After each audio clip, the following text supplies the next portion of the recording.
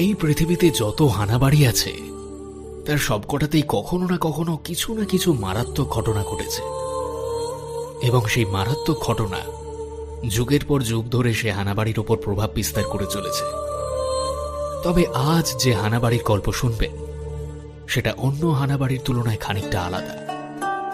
এখানে মৃত্যু ঘটেছে, সেই মৃত্যু আজও বাড়ির আনাচে কানাচে ঘুরে বেড়ায়, কিন্তু আত্মা এবং ভয়ের মাঝে আজ এখানে উপস্থিত হতে চলেছে এক সম্পূর্ণ অপ্রত্যাশিত অতিথি।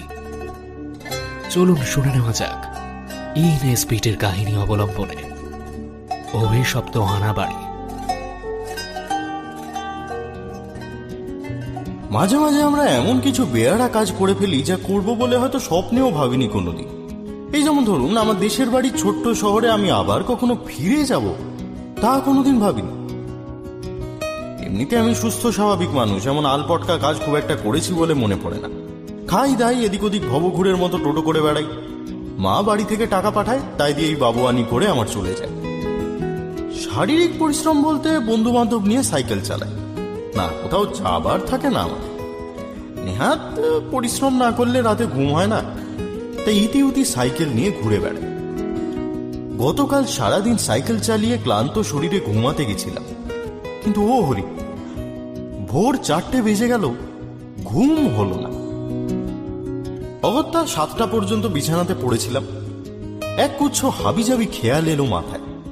মনে হলো এই অনর্থক সাইকেল চালিয়ে বন্ধু বান্ধবের সঙ্গে ফুর্তি করে ছুটি কাটিয়ে এরকম কিছু না করেই ফুঁকে দিচ্ছি জীবনটা। ভারী বিরক্ত লাগলো কথাটা ভেবে। না, কিছু একটা করতেই হবে। 7:30টার সময় পোস্টম্যান এলো। খোঁজ নিয়ে দেখলাম আমার জন্য কোনো চিঠি আসেনি। ব্রেকফাস্ট টেবিলে বসে এডমন্ডকে বললাম, ভাইরে, আজ সকালে একটা চিঠি পেয়েছি বুঝলি। তাতে মনে হচ্ছে এক্ষুনি আমাকে বাড়ি ফিরতে হবে। সে কি ভাই, আমি যে ভেবেছিলাম এই কদিন আমরা। কথাটা বলতে গিয়েও থেমে গেল সে। একটা অর্থপূর্ণ হাসি ফুটে উঠল তার মুখে। মনে হয় ভেবেছে আমি দেশের বাড়িতে কোনো প্রেম ঘটিত ব্যাপারে জড়িয়ে গেছি, তাই সাত তাড়াতাড়ি বন্ধুদের ফেলে বাড়ি ফিরে যেতে চাইছি। ভাবুক আমার কি। 9:30 ট্রেনে চেপে বাড়ি পৌঁছে গেলাম।